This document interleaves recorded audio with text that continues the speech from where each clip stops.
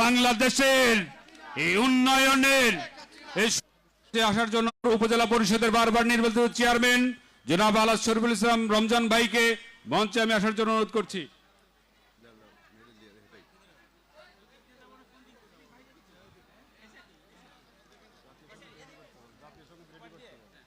আর সামনে দাঁড়া থেকো না,